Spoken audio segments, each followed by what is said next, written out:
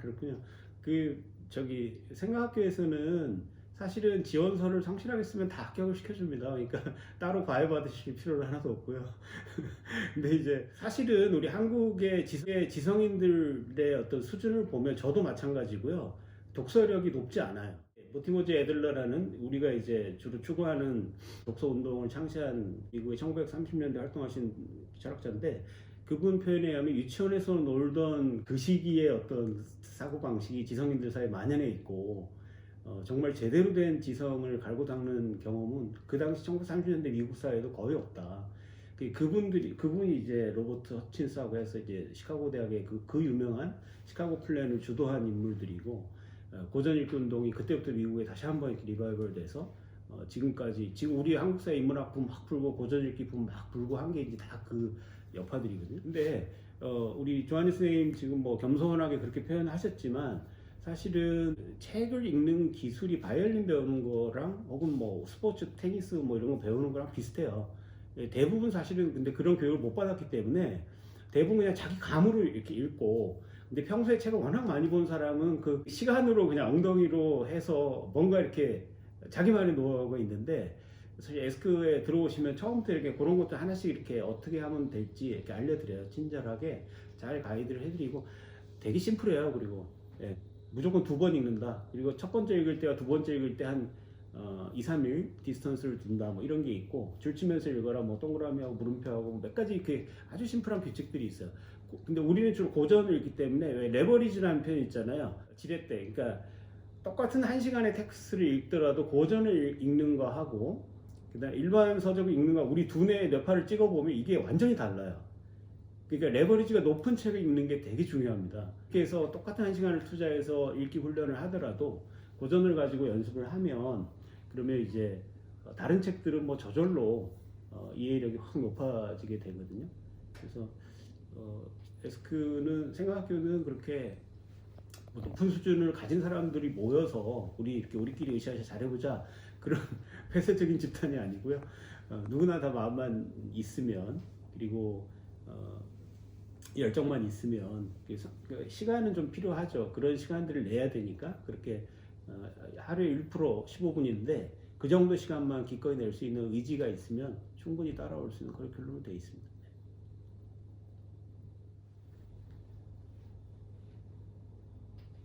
네, 네, 네. 생각학교를 만들게 된 계기는, 제가 사실 강의 정말 많이 하고 다녔어요.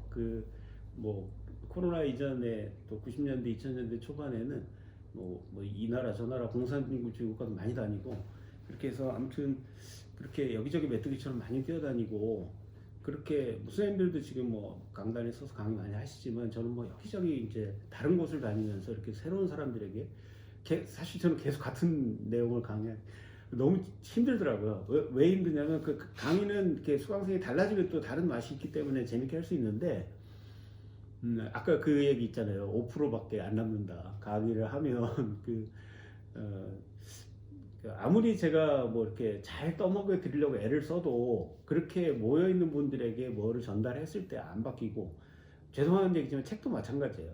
예. 물론 어느 누군가에게는 아주 큰 의미로 다가가는 강의도 있고 책도 있겠지만, 강의와 책으로 이렇게 일방적으로 뭔가 이렇게 툭 던졌을 때 그것을 받아들이는 사람들이 잘 변하지 않는다라는 걸 보고, 늘 새로운 유행을 쫓고 늘 새로운 또 나를 자극해주는 얘기, 또 재밌는 어떤 이야기, 어떤 감동적인 어떤 책, 이런 것들을 늘 이렇게 따라다니는 모습들을 보면서, 야, 내가 정말 이런 데 에너지를 쓰는 게 맞나? 뭐 이런 고민을 좀 했던 것 같아요. 그래서 선생님들도 아마 교단에 서시면 아이들이 변하지 않을 때 늘 그런 좀 아픔이 있을 거라고 생각이 드는데, 저는 그게 정말 좀 컸어요. 저는 이제 50까지는 좀 나를 위해서 이렇게 살고, 이거 말하자면 나의 발전을 위해서 이렇게 살고, 50대 후반부터는 정말 기여하는 삶을, 공헌하는 삶을 살고 싶다, 그런 생각을 했는데, 방법이 되게 중요하잖아요. 그래서 제대로 된 방법으로 정말 이렇게 사람이 이렇게 좀 원하는 바대로 좀 변하는 그런 어떤 교육을 해보고 싶었는데, 그렇게 찾고 하다가, 저도 이게 뭐 하루아침에 덜컥 내가 뭐 머리가 좋아서 툭 내놓은 게 아니고요. 정말 많은 실패와 시행착오 끝에 나온 게 저로서는 이제 파이널 버전 더 이상 없다고 생각해요. 저로서는 파이널 버전 이제 생각학교인데 그래서 5년 동안 말이 5년이지 사실은 평생 하라는 뜻이고요. 그러니까 5년은 정말 기본 교육과 과정이고 고전이 그렇게 많지 않습니다. 여러분 고전이요. 그러니까 읽을 만한 고전 꼽아보면 2, 300권밖에 안 돼요. 그러니까 해볼 만한 거죠. 그렇잖아요. 여러분 책 뭐 어떤 재밌는 책 하루만 해도 이렇게 보잖아요. 두세 시간 하면 보잖아요. 고전도 책이에요. 결국은 그렇게 어렵지 않습니다. 그리고 우리 괜히 겁을 먹어서 그렇지. 그러니까 진지하게 읽으면 뭐 일주일 만에도 한 권 읽을 수 있고 또 요번에 우리 SKS는 레미제라블 5권짜리 그거 도전하는데 뭐 그런 것도 3개월 안에 충분히 같이 읽으면 읽어낼 수 있고 그렇게 하거든요. 그러니까 그렇게 고전을 가지고 우리가 정말 한번 변화시키는 일을 한번 해보자 하는 것들을 약간 그 코로나 이후에도 충분히 적용할 지금의 생각학교의 어떤 버전을 만들었거든요. 그래서 그 에스크를 만들게 된 계기는 아무튼 그렇습니다. 그렇게 되고 고전을 아까 좀 섞어서 말씀드렸는데 고전은 그렇게 겁먹을 건 없고요. 다만 느리게 천천히 읽을 각오만 돼 있으면 돼요. 근데 이제 우리가 좀 마음이 급하잖아요. 그래서 이 책도 되게 먹음직스럽고 저 책도 먹음직스럽고 이것도 되게 지금 하면 좋을 것 같고 되게 많은데 이제 SK 오면 좀 권유 드려요. 좀 이렇게 왜 그런 거 있잖아요. 막 이렇게 보약 같은 거 먹을 때 이것저것 먹으면 안 되는 것처럼 좀 이렇게 뭔가 이렇게 다른 것 좀 이렇게 좀 정리하고 우선순위를 이렇게 고전에다 좀 두고 그렇게 해서 1년이고 2년이고 바꾸는 어떤 이런 연습을 좀 한 다음에 그 다음에 이제 탄력이 탁 붙으면 그때부터는 이제 독서의 어떤 상승 곡선이 팍 생기거든요. 근데 그거를 이렇게 잘 견디지 못하는 분들이 좀 있어요. 근데 그 시기를 좀 견디고 나면 그 다음에는 이제 고전이 얼마나 깊은 울림을 주는지 되게 재미있습니다. 여러분 어떨 때 쾌감과 즐거움을 느끼세요? 뭐 운동 좋아하시면 운동할 때 마라토너들 뭐 뛰다가 러너스 하이 뭐 이런 경험하기도 한다고 하는데 그 심리학자들이 얘기하는 거 들어보면 사람이 제일 이렇게 쾌감을 느낄 때가요 깨달을 때라고 해요. 뭔가 지적인 깨달음이 딱 올 때 그때가 사실 제일 희열이 있고 제일 사실은 울림이 크고 그런 삶이 제일 만족스러운 삶이라고 저는 생각하거든요. 그렇지만 이것이 어떤 고전을 읽고 이래서 우리가 뛰어난 교사가 돼서 뭔가 전국에서 1등 가고 이거 제 성공한 한국인 일과시간 맨 앞에 써놨기 때문에 다 이해하시리라고 생각하지만 그런 어떤 경쟁에서 우위를 갖기 위해서 고전을 읽는 건 전혀 아니고 이런 어떤 진리를 좀 탐구하고 파헤치고 그러면서 내 삶이 정말 나다워지고 아까 그 얼어붙은 바다가 확 깨어나서 그렇게 나로서 살아가는 그런 삶을 온전히 표현하는 어떤 그런 쾌감이 우리 안에 있고 그럴 때 누군가를 도와주더라도 제대로 도와줄 수 있다고 생각이 들어요. 그래서 여러분들 그 고전을 읽는 저에게 누군가가 왜 고전을 읽고 에스크를 하세요? 물론 전 대화하고 싶어서 한다라고 답을 드립니다. 그러니까 궁극적으로는 대화예요. 그러니까 내가 준비되어 있어야 그러니까 어느 정도의 수준이냐면 이것이 그러니까 약간 오해 없이 들어줬으면 좋겠는데 핵물리학자하고도 얼마든지 핵물리학이라는 주제에 대해서 얘기할 수 있고 그 다음에 작곡하는 사람하고도 음악에 대해서 현대음악의 흐름에 대해서 자유롭게 얘기할 수 있고 대만 쌤이 역사 선생님이신데 역사 공부하신 분하고 뭐 예를 들어서 1400년대 영국의 역사에 대해서 얘기하자 하면 그런 것도 충분히 얘기할 수 있고 이게 내가 지성을 자랑하자라고 하는 게 아니고요. 선한 영향력을 끼치는 삶에 대해서 다들 많이 얘기들 하시잖아요. 그런데 선한 영향력을 우리가 어떻게 끼칠 수 있어요? 상대방의 얘기를 내가 들어줄 수 있어야 되잖아요. 그러려면 누구를 만나든 노숙자를 만나든 아주 대학 교수를 만나든 아니면 평범한 직장인을 만나든 CEO를 만나든 의사를 만나든 누구를 만나든 누구와 내가 대화를 하더라도 그 사람의 얘기를 정확하게 알아들을 수 있고 또 내 얘기를 할 수 있고 이렇게 대화를 할 수 있는 사람이어야 그래야 비로소 진짜 우리가 정말 꿈꾸는 그런 선한 영향력을 끼치는 삶을 살 수 있다고 생각하거든요. 그래서 저는 어떤 특정한 이데올로기, 종교도 마찬가지고 이데올로기에 사로잡힌 사람들이 되게 무서워요. 왜냐하면 이 사람들은 생각하는 거 싫어합니다. 자기가 딱 짜놓은 어떤 그 틀 안에 있어요. 그래서 거기서 모든 게 해결되기 때문에 사이비 종교 같은 게 대표적인 거죠. 사이비 종교 같은 게 한번 빠져버리면요. 그 사람 자신은 되게 행복해요. 왜냐하면 모든 인생에 궁금한 것들이 그 체계 안에서 다 해결되거든요. 그런데 전혀 소통이 안 되죠. 누군가 그 집단 안에 있는 사람만 하고 소통할 수밖에 없기 때문에. 그래서 이거는 되게 좀 어렵고 힘든 나의 어떤 그 자기 부정과 노력이 되게 필요한 일인데 이런 노력을 우리가 하게 되면 그때 진짜 우리가 이렇게 흔히 수사학적으로 얘기하는 선한 영향력이 아니라 이런 힘이 우리한테 갖춰질 때 그때 비로소 선한 영향력이라는 게 좀 일어나는 게 아닌가. 네.